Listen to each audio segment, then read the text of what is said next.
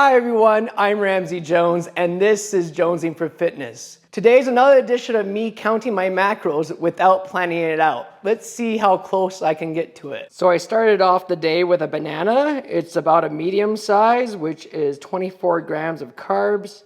And I also had a scoop of this protein in the morning, which is 27 grams of protein. And then right after the workout, I also had another scoop of this protein. Okay, well, I just worked out and I showered and now it's time for lunch. But you might call it breakfast what I'm having. I don't really like to eat too much during the day. I like to keep most of my food for the evenings. You really just gotta find what's gonna work for you so you can keep your calorie count down. I am having 1 egg with a 1/4 cup of egg whites. Easiest is just to buy this box at the store.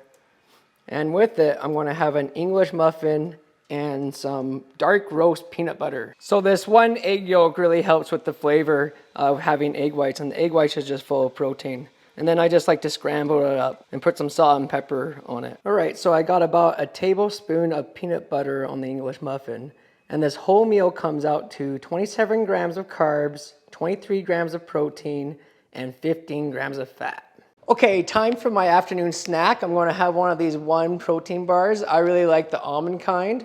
It has 9 grams of fat, 22 grams of carbs, and 20 grams of protein. Just gonna have the second banana of the day, so another 24 grams of carbs. I mixed the potatoes around a bit to cover them with oil. And now I'm gonna put a generous amount of garlic powder over the top of them. Make sure you get every one. And then I got some parsley to put over it. Quite a bit. And now just some salt and pepper. Okay, so I mixed it around a little bit and I added a little bit more of garlic powder and parsley at the end. And then you put it in the oven at 410 degrees for about 30 to 40 minutes. Honestly, usually the longer the better, it just gets crispier. So one thing to keep in mind when you're using olive oil is to look at the burn point of the olive oil you're using. You don't want to go above it because that can be carcinogenic, which can cause cancer. This one is about 415, 420, so I should be good. If you want to go higher than that temperature, then I recommend you using avocado oil. The burn point of that is 500 degrees. So I'm going to have 3 chicken thighs from this package, and this package weighs 878 grams. So I just have to times that by 3/8. So on the chicken thighs, I put a generous amount of this barbecue belt and chicken and rib rub. It's from the Silk Road, the spice merchant. I swear I don't work for that place. I just really like their spices.